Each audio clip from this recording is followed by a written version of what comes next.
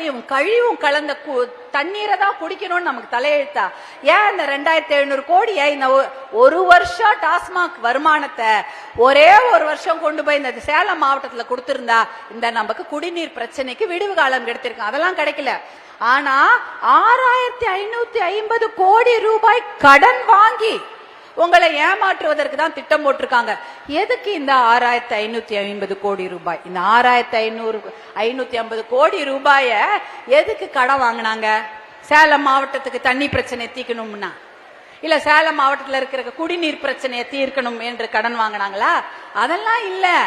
உங்களுக்கு 5000 ரூபாய் கொடுத்து உங்க வாய அடைக்கணும்ன்ற தீர்மானத்தோட கடன் வாங்கி இருக்கிறாங்க. கடன் 6550 கோடி ரூபாய் வாங்கி இப்பதான் அவங்களுக்கு ஞாபகம் வந்துச்சா, ஐயோ கோடை காலம் வருகிறது. தமிழ்நாட்டில் இது வரைக்கும் கோடை காலம் இல்லாம விண்டரா இருந்தது. எல்லா நாளுமே கோடை காலம் தான். போன வருஷமும் கோடை காலம் வந்தது.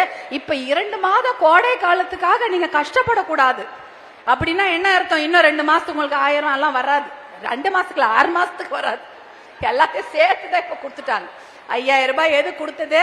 சரி, ஐயோ 5000 ரூபாய் வங்கி கணக்குல போட்டாங்களே, இனிமேல் அவங்களுக்கு தான் நம்ம ஓட்டு போட்டு தீரணும் போல இருக்கு அப்படின்னு நீங்க எல்லாம் ஏமாந்துடுவீங்க, உங்களை ஏமாற்றி விடலாம் என்று அவங்க திட்டம் போட்டு கடன் வாங்கி இதை கொடுக்குறாங்க. ஏன் இந்த கடனை வாங்கி மாவட்டத்துல நீர்ப்பாசன திட்டங்களை கொண்டு வந்தா மக்கள் சந்தோஷமாவது இருந்திருப்பாங்கல்ல? 5000 ரூபாய் எவ்வளவு நாளைக்கு இருக்க போகுது? 5000 ரூபாய் 2 நாள்ல தீந்துரும். திருப்பி டாஸ்மாக்கு போதோ இல்ல 1 நம்பர் 3 நம்பர் 5 நம்பர் லாட்டரி எல்லாம் நிறைய இருக்கா? லாட்டரிக்கு போகுது தெரியாது. மணமகிழ் மன்றம்னு புதுசா திறக்கிறாங்களாம். அது எவ்வளோ ஊர்ல மணமகிழ் மன்றங்களுக்கு அனுமதி கொடுத்துருக்காங்க. சம்பளம் வாங்கினா போதும், யாரும் வீட்டுக்கு வர போறது இல்ல. நேரம் அந்த மணமகிழ் மன்றத்துல போய் உக்காந்துக்கிட்டு குடிச்சிட்டு சீட்டாடிட்டு இருக்கிற காசெல்லாம் தொலைச்சிட்டு தான் வர போறாங்க.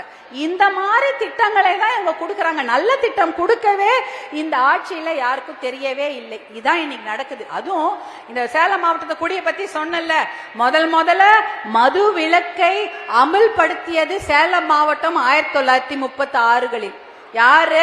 இந்த சேலம் மாவட்டத்தில் பிறந்த இந்த மண்ணின் மைந்தரான பெரியவர் ராஜகோபாலாச்சாரி அவர்கள் தான் முதல்ல இந்தியாவிலேயே மது விலக்கு என்ற ஒரு சட்டத்தை இந்த பகுதியில கொண்டு வரார். ஆனா அதுக்கப்புறம் 1972ல மதுவை விலக்கெல்லாம் இல்ல, அதாவது கள்ளுக்கடையை திறக்கலாம் அப்படின்ற ஒரு சட்டத்தை கொண்டு வராங்க திராவிட முன்னேற்ற கழக ஆட்சியில. நடுராத்திரி மழையில கொட்டும் மழையில போய் அவர் ராஜாஜி அவர்கள் போய் கெஞ்சறாராம், இந்த கள்ளுக்கடையை திறக்காதீங்க, நம்ம தலைமுறையே குட்டிச்சவர ஆயிடும் 1972ல. ஆனால் அதையும் மீறி கள்ளுக்கடைகளை திறந்து வைத்து விட்டு 3 தலைமுறைகளை குடிகாரர்களாக்கியதுதான் இந்த ஆட்சி. இதுதான் நடந்தது. இதுதான் ரொம்ப கொடுமை. நமக்கு இதை கேட்கறதுக்கே மனசுலாம் வலிக்குது.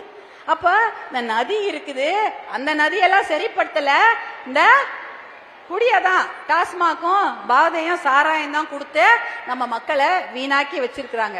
அடுத்தது சேலம் மாவட்டம்னா ரொம்ப பெயர் பெற்றது எதற்கு? சேலம் ஸ்டீல் பிளான்ட் இருக்காமா? அதற்கு யார் விவசாயி, எந்த விவசாயி நிலம் கொடுத்தாங்க? எல்லாரும் கொடுத்தீங்களா? 4000 ஏக்கர். அப்ப 1972ல நிலம் கொடுத்த விவசாயிகள் 4000 ஏக்கர் கொடுக்கறாங்க. அதுல ஒரு ஏக்கருக்கு 4000 ரூபாய். 4000 ரூபாய் தான் அந்த ஒரு ஏக்கரை. ஒரு ஏக்கர்னா 18 கிரவுண்ட். ஒரு ஏக்கர் நிலத்தை 4000 ரூபாய்க்கு வாங்கி சேலம் ஸ்டீல் பிளான்ட் ஆரம்பிக்கிறாங்க. ஆனா இன்னைக்கு அது வெறும் 1000 ஏக்கர்ல தான் சேலம் ஸ்டீல் பிளான்ட் வேலை செய்யுது. மிச்சம் ஒரு 3000-3500 ஏக்கர் சும்மா தான் இருக்குது. அதுல இந்த வேலை நடக்கல.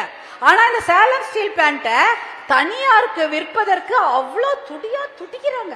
எல்லா கம்பெனியும் பாக்குறான், யாரு சல்லிசா தம்ம தூண்டு விலைக்கு 4000 ஏக்கரும் 5000 ஏக்கரும் கிடைக்கும்னு பெரிய பெரிய கம்பெனி முதலாளிலாம் வாயை திறந்துட்டு உட்கார்ந்து இருக்கிறாங்க.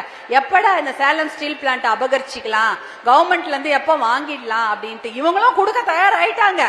ஆனா அந்த மாதிரி செய்யக்கூடாது. தனியாருக்கு விற்று விட்டால் என்ன ஆகும்? நம்ம மக்களுக்கெல்லாம் எந்த வேலையும் கொடுக்க மாட்டாங்க. அவங்க சொல்றதுதான் சட்டம்.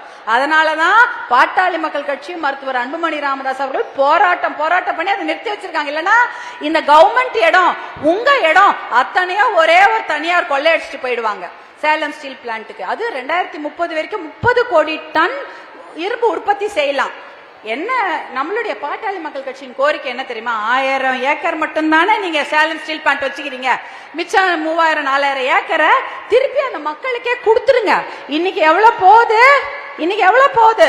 ஒரு சென்ட், ஒரு ஸ்கொயர் ஃபீட் 6000 ரூபாய்க்கு போகுது. ஒரு ஸ்கொயர் ஃபீட் 6000 ரூபாய்க்கு போகுது. அன்னைக்கு ஒரு ஏக்கரை 4000 ரூபாய்க்கு வாங்கியிருக்காங்க. அந்த விவசாயிங்க திருப்பி கொடுத்துருங்களேன், ஏன் சும்மா வச்சிருக்கீங்க அப்படின்றதான் நம்மளுடைய கேள்வி. இதெல்லாம் நிறைய திட்டங்கள், நிறைய கேள்விகள், நிறைய போராட்டங்கள் சேலம் மாவட்டத்துக்கு மட்டும் பிரத்யேகமாக செய்து விட்டார்கள்.